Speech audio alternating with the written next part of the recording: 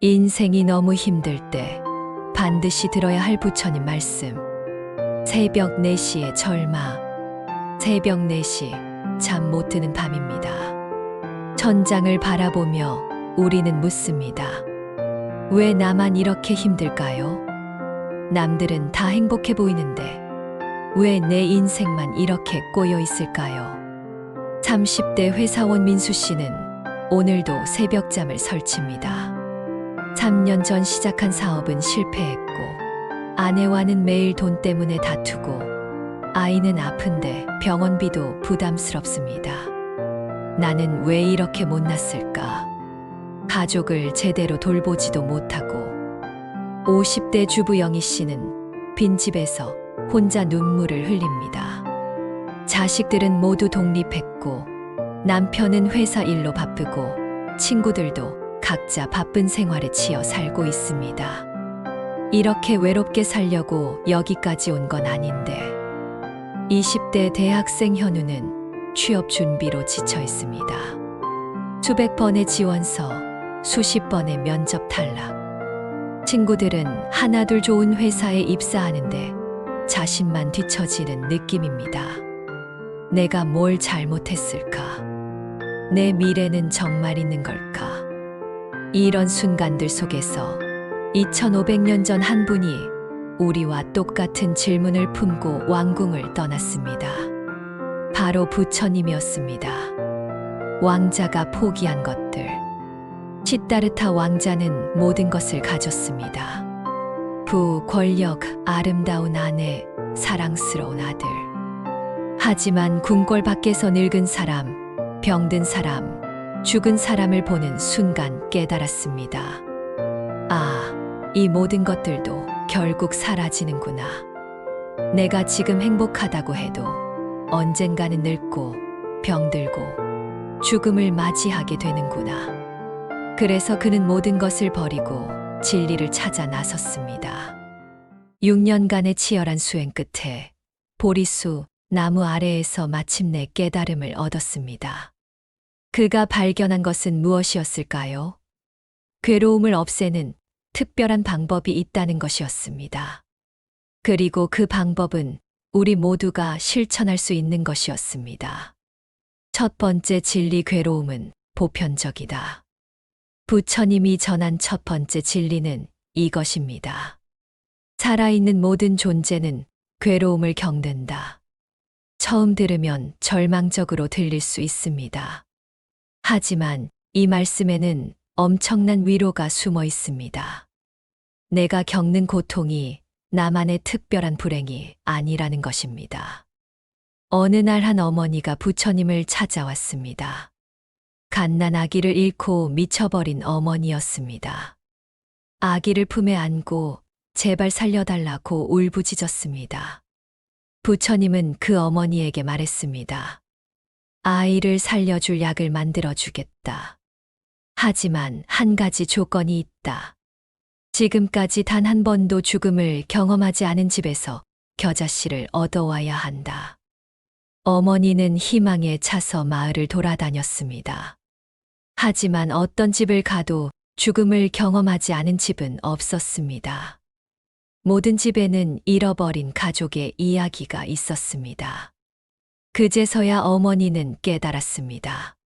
죽음과 이별의 아픔은 나만 겪는 것이 아니라 모든 사람이 겪는 것이라는 사실을. 그 순간 그 어머니의 마음에 평화가 찾아왔습니다. 두 번째 진리, 괴로움의 뿌리를 찾아라. 부처님은 말씀하셨습니다. 괴로움의 원인은 집착이다. 우리가 무언가에 매달릴 때, 그것을 잃을까 두려워할 때, 그것이 없으면 안 된다고 생각할 때 괴로움이 시작됩니다. 한 부자가 있었습니다. 그는 금고 안의 보석을 매일 들여다보며 행복해했습니다. 그런데 어느 날 도둑이 들어 보석을 모두 훔쳐갔습니다. 부자는 절망에 빠져 며칠간 잠도 자지 못했습니다. 이웃집 할머니가 물었습니다. 그 보석들을 언제 마지막으로 만져보셨나요? 벌써 2년은 된 것 같네요. 그냥 보기만 했어요. 그럼 이제나 그때나 똑같지 않나요? 보기만 했던 것을 이제 보지 못하는 것뿐인데요. 부자는 깨달았습니다. 자신이 실제로 잃은 것은 보석이 아니라 보석에 대한 집착이었다는 것을. 보석 자체는 자신의 행복과 아무 관계가 없었다는 것을. 세 번째 진리 집착을 놓으면 자유로워진다. 놓아버림이 진정한 자유다. 쉽게 말하지만 실제로 놓기는 어렵습니다. 하지만 방법이 있습니다. 한 선생이 제자에게 물었습니다. 주먹을 꽉 쥐고 있으면 어떻게 되는가? 손이 아픕니다. 그럼 어떻게 해야 하는가? 주먹을 펴야 합니다. 그것이 바로 놓아버림이다. 아픔을 없애는 방법은 간단하다. 붙잡고 있는 것을 놓으면 된다. 민수 씨는 이 이야기를 듣고 깨달았습니다. 자신이 붙잡고 있던 것이 무엇인지를. 성공해야 한다는 강박, 남들보다 잘 살아야 한다는 조급함, 실패하면 안 된다는 두려움. 이런 것들을 조금씩 놓아버리기 시작했습니다. 그러자 마음이 가벼워졌습니다. 아내와의 대화도 달라졌고 아이와 놀아주는 시간도 늘어났습니다. 네 번째 진리 괴로움을 없애는 길. 부처님은 괴로움을 없애는 구체적인 방법을 알려주셨습니다. 바른 생각, 바른 말, 바른 행동으로 살아가는 것입니다. 영희 씨는 외로움에 빠져 있을 때 이 가르침을 만났습니다. 자신만 생각하며 우울해하는 대신 남을 도우며 살아보기로 했습니다. 동네 독거노인들을 위해 반찬을 만들어 나누어 주기 시작했습니다.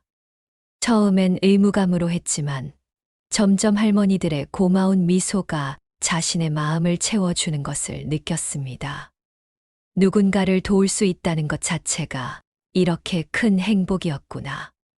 현우는 취업 스트레스로 지쳐 있을 때 바른 생각의 힘을 깨달았습니다. 나는 쓸모없는 사람이야 라는 생각 대신 나는 지금 성장하고 있는 사람이야 라고 생각하기 시작했습니다. 면접에 떨어져도 이 경험이 나를 더 강하게 만들어줄 거야 라고 생각했습니다. 그 결과 마음이 편해졌고 편해진 마음으로 임한 면접에서 드디어 합격 통보를 받았습니다. 현재 순간의 힘. 부처님은 늘 말씀하셨습니다. 과거에 머물지 말고 미래를 걱정하지 말라. 지금 이 순간에 충실하라. 한 농부가 부처님께 물었습니다. 스님, 저는 농사를 지어야 먹고 살 수 있습니다.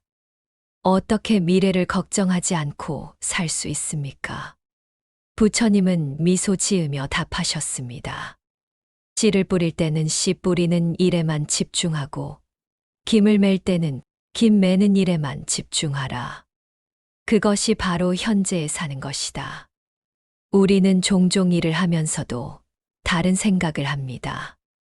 밥을 먹으면서도 스마트폰을 보고 가족과 대화하면서도 다른 걱정을 합니다. 하지만 지금 하고 있는 일에 온전히 집중할 때 그 순간은 완전해집니다. 괴로움이 끼어들 틈이 없습니다. 작은 것에서 찾는 행복. 부처님 시대에 한 가난한 할머니가 있었습니다. 부자들이 큰 등불을 켜서 부처님께 공양할 때 그 할머니는 작은 기름 한 방울로 작은 등불 하나만 켤 수 있었습니다. 그런데 신기한 일이 벌어졌습니다. 밤새 비바람이 불어 부자들의 큰 등불은 모두 꺼졌는데 할머니의 작은 등불만은 꺼지지 않고 더 밝게 타고 있었습니다. 부처님은 말씀하셨습니다. 진심으로 바치는 작은 정성이 허영으로 바치는 큰 공양보다 훨씬 값지다. 행복도 마찬가지입니다. 작은 행복을 소중히 여길 줄 아는 사람이 진정한 행복을 누릴 수 있습니다. 아침에 눈을 뜰 수 있다는 것, 따뜻한 밥을 먹을 수 있다는 것, 사랑하는 사람과 함께 할 수 있다는 것. 이런 작은 일상들이 모여서 우리의 삶을 만들어 갑니다. 마음의 정원 가꾸기. 어떤 사람이 부처님께 물었습니다. 스님, 제 마음 속에는 화, 미움, 시기심이 가득합니다. 어떻게 하면 좋을까요? 부처님은 대답하셨습니다. 정원을 생각해보라. 잡초만 뽑는다고 아름다운 정원이 되지 않는다. 좋은 씨앗을 심고 물을 주고 햇볕을 쬐게 해야 꽃이 핀다. 마음도 마찬가지다. 나쁜 생각을 없애려고만 하지 말고 좋은 생각을 기르는 데 집중하라. 화가 날 때는 나는 지금 화가 난다고 인정하되 그 화에 휩쓸리지 말고 자비로운 마음을 기르려고 노력해 보세요. 슬플 때는 나는 지금 슬프다고 받아들이되 그 슬픔에 빠져 있지 말고 감사한 마음을 찾으려고 해보세요. 시간이 걸려도 괜찮습니다. 정원의 꽃도 하루아침에 피지 않습니다. 연결되어 있는 우리들. 부처님은 모든 존재가 서로 연결되어 있다고 가르치셨습니다. 너와 나는 따로 있는 것이 아니다. 나의 행복은 너의 행복과 연결되어 있고, 너의 괴로움은 나의 괴로움과 연결되어 있다. 한 마을에 가뭄이 들었을 때의 이야기입니다. 우물이 하나밖에 없는데 물이 부족했습니다. 사람들은 서로 더 많은 물을 차지하려고 다투었습니다. 그런데 한 할아버지가 나서서 말했습니다. 우리가 서로 싸우면 모두 죽습니다. 함께 살 방법을 찾아봅시다. 결국 사람들은 물을 공평하게 나누어 쓰고 함께 새 우물을 파기로 했습니다. 그 결과 모두가 살아남을 수 있었습니다. 우리의 인생도 마찬가지입니다. 혼자서 모든 것을 해결하려고 하지 마세요. 주변의 도움을 받아도 괜찮고 다른 사람을 도와도 괜찮습니다. 우리는 모두 연결되어 있으니까요. 변화하는 것이 자연스럽다. 부처님께서는 모든 것은 변한다고 말씀하셨습니다. 좋은 일도 변하고 나쁜 일도 변합니다. 기쁨도 영원하지 않고 슬픔도 영원하지 않습니다. 지금 힘들다고 해서 영원히 힘들 것은 아닙니다. 지금 행복하다고 해서 영원히 행복할 것도 아닙니다. 이 사실을 받아들이면 두 가지 지혜를 얻을 수 있습니다. 힘들 때는 이것도 지나간다는 희망을 가질 수 있고, 좋을 때는 이 순간을 소중히 여겨야겠다는 감사함을 느낄 수 있습니다. 자신을 용서하기. 부처님께 한 제자가 물었습니다. 스님, 저는 계속 실수를 합니다. 저를 용서할 수 없습니다. 부처님은 답하셨습니다. 내가 실수를 한 것은 과거의 일이다. 지금의 너는 과거의 너와 같은 사람인가? 아닙니다. 저는 깨달았습니다. 그렇다. 지금의 너는 과거의 너보다 더 나은 사람이다. 과거의 무지한 너를 미워할 필요가 있는가? 우리는 종종 자신을 너무 가혹하게 대합니다. 과거의 실수를 반복해서 떠올리며 자신을 괴롭힙니다. 하지만 생각해 보세요. 그 실수를 통해 지금의 여러분이 더 성숙해진 것 아닌가요? 그렇다면 그 실수도 의미가 있는 경험이었던 것입니다. 자신을 용서하세요. 그리고 앞으로 더 나은 사람이 되겠다고 다짐하세요. 매일 실천할 수 있는 것들. 부처님의 가르침을 일상에서 실천할 수 있는 간단한 방법들이 있습니다. 아침에 일어나면서 오늘 하루도 감사합니다라고 속으로 말해보세요.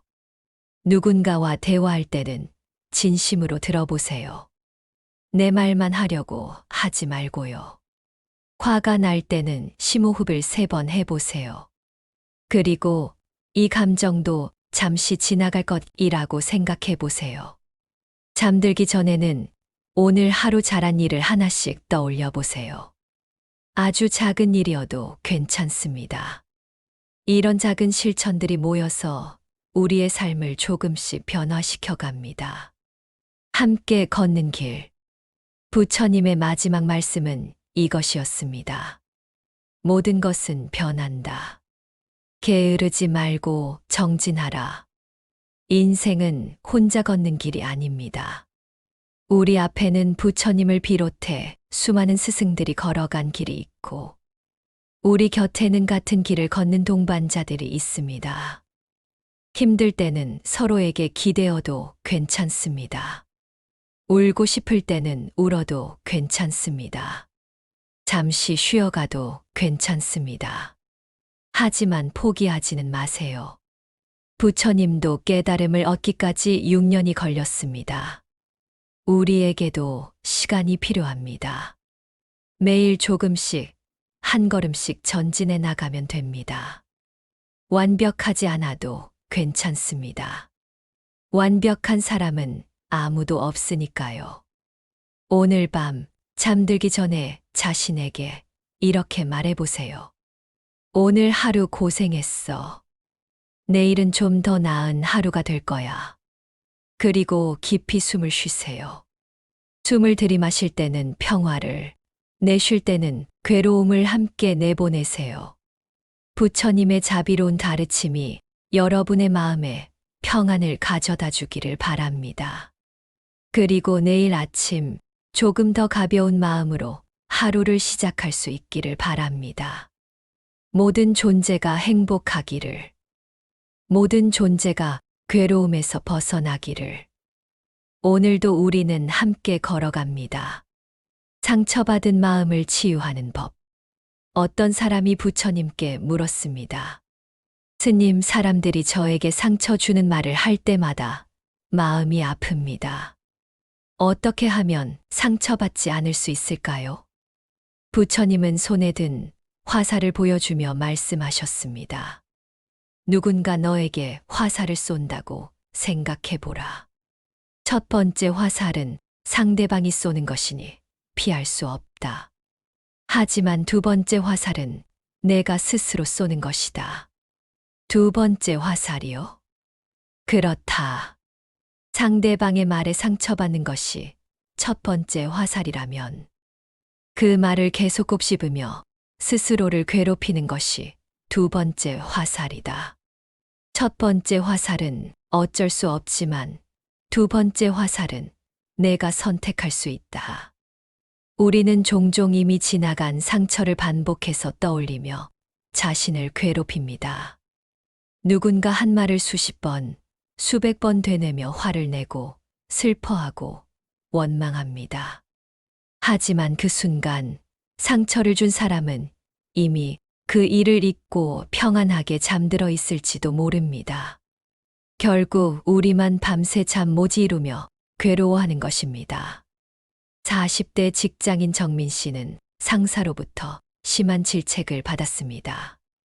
동료들 앞에서 망신을 당한 기분이었습니다. 집에 돌아와서도 그 일만 생각나서 밥맛도 없고 잠도 오지 않았습니다. 며칠 후 부처님 말씀을 떠올린 정민 씨는 깨달았습니다. 내가 지금 스스로에게 두 번째 화살을 쏘고 있구나.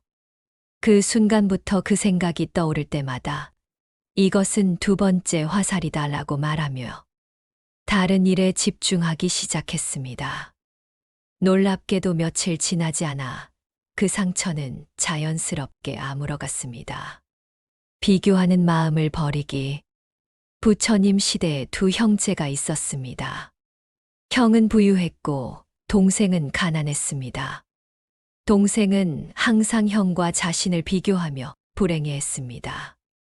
어느 날 부처님이 그 동생에게 물었습니다. 내가 진정 원하는 것은 무엇인가? 형처럼 부자가 되고 싶습니다. 그럼 내가 형보다 부자가 된다면 행복할 것인가? 그럼요. 하지만 내 형보다 부자인 사람이 또 있다면 어떻게 하겠는가? 동생은 대답할 수 없었습니다. 부처님은 계속 말씀하셨습니다. 세상에는 항상 너보다 부자인 사람이 있고 너보다 가난한 사람도 있다. 너보다 잘생긴 사람도 있고 못생긴 사람도 있다. 비교는 끝이 없다. 비교를 멈춰야 평화가 온다. 현대를 사는 우리는 더욱 심한 비교의 늪에 빠져 있습니다. SNS를 보면서 다른 사람들의 행복한 모습만 보고 자신의 삶을 비참하게 느낍니다. 하지만 생각해 보세요. 그 사람들도 우리와 똑같은 인간입니다. 웃는 사진 뒤에 숨겨진 눈물도 있고 화려한 일상 뒤에 감춰진 외로움도 있습니다. 비교를 멈추고 자신의 삶에 집중해 보세요. 내가 가진 것들에 감사해 보세요. 건강한 몸, 사랑하는 가족, 오늘 먹을 수 있는 밥, 잠들 수 있는 집. 이런 것들이 있다는 것만으로도 우리는 충분히 부유한 사람입니다. 실패를 받아들이는 지혜. 부처님께 한 상인이 찾아왔습니다. 큰 사업에 실패해서 모든 재산을 잃었다며 절망하고 있었습니다. 스님, 저는 이제 끝장입니다.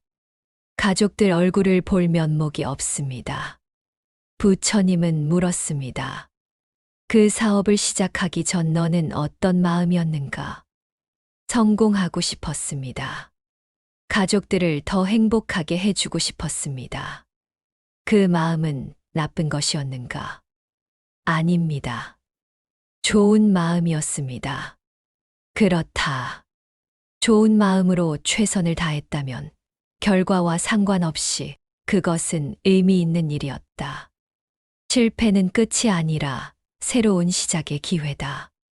상인은 부처님 말씀을 듣고 다시 용기를 얻었습니다. 작은 장사부터 다시 시작해서 결국 이전보다 더 큰 성공을 이루었다고 합니다. 실패는 누구에게나 있습니다. 중요한 것은 실패 후에 어떻게 일어서느냐입니다. 에디슨이 전구를 발명하기까지 999번 실패했다고 합니다.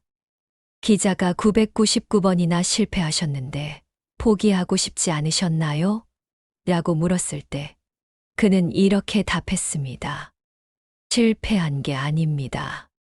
전구가 켜지지 않는 999가지 방법을 발견한 것입니다. 우리의 실패도 마찬가지입니다. 실패할 때마다 우리는 더 현명해집니다. 더 강해집니다.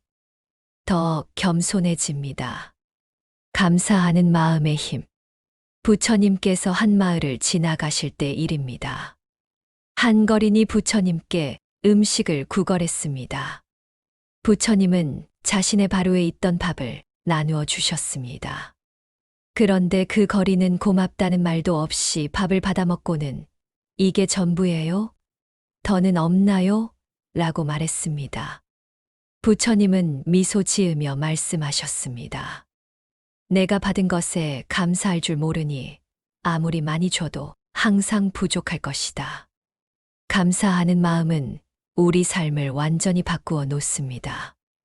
같은 상황이라도 감사하는 사람과 불평하는 사람의 행복도는 완전히 다릅니다. 60대 할아버지가 있었습니다. 관절염으로 무릎이 아파서 계단을 오르기 힘들었습니다. 처음에는 왜 하필 내가 이런 병에 걸렸을까 하며 불평했습니다. 그런데 어느 날 휠체어를 타고 다니는 이웃을 보고 생각이 바뀌었습니다. 적어도 나는 아파도 걸을 수 있구나. 이것만으로도 감사한 일이구나. 그날부터 할아버지는 매일 아침 일어났어. 오늘도 내 발로 걸을 수 있어서 감사합니다 라고 말하기 시작했습니다.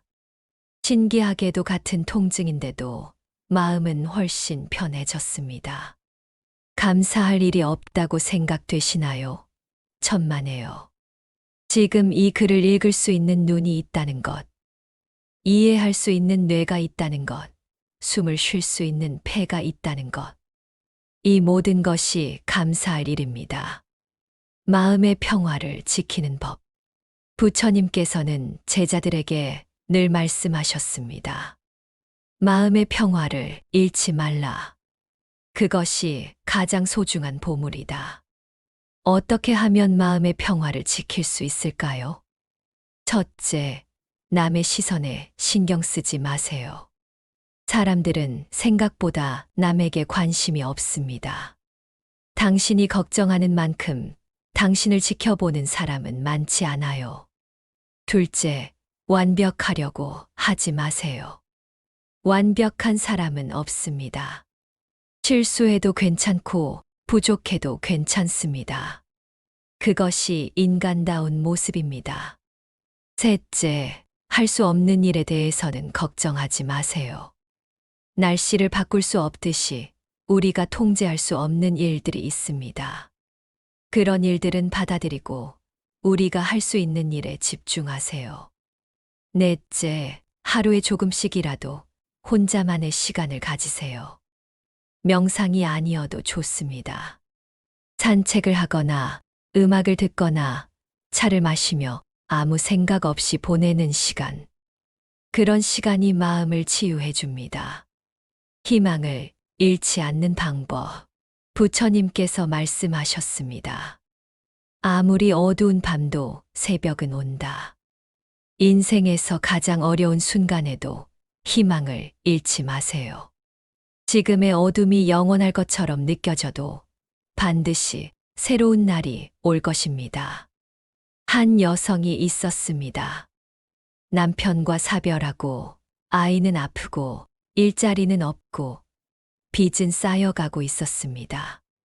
절망 끝에 모든 것을 포기하고 싶었습니다. 그런데 어느 날 아픈 아이가 말했습니다. 엄마, 내가 나으면 엄마를 위해 맛있는 밥을 해줄게요. 그 순간 엄마는 깨달았습니다. 자신에게는 아직 지켜야 할 소중한 것이 있다는 것을, 포기할 수 없는 이유가 있다는 것을. 그날부터 하루하루 버텨나갔습니다. 아르바이트를 여러 개 해가며 생계를 이어갔습니다. 몇 년 후 아이는 건강해졌고 그 여성은 작은 가게를 차려 안정된 생활을 할 수 있게 되었습니다. 지금 절망적으로 느껴지는 상황도 언젠가는 추억이 될 것입니다. 그때 참 힘들었지만 그 덕분에 지금의 내가 있다고 말할 날이 올 것입니다. 희망의 씨앗은 가장 어두운 땅에서 가장 아름답게 꽃핍니다. 포기하지 마세요. 당신의 봄은 반드시 올 것입니다. 삶이 주는 모든 경험이 우리를 더 깊이 있는 사람으로 만들어 갑니다. 기쁨도 슬픔도 성공도 실패도 모두 우리 인생의 소중한 부분입니다. 부처님의 가르침처럼 오늘 하루도 자비로운 마음으로, 감사하는 마음으로, 그리고 희망을 품은 마음으로 살아가시길 바랍니다. 당신의 존재 자체가 이 세상의 빛이 되고 있습니다. 그것을 잊지 마세요.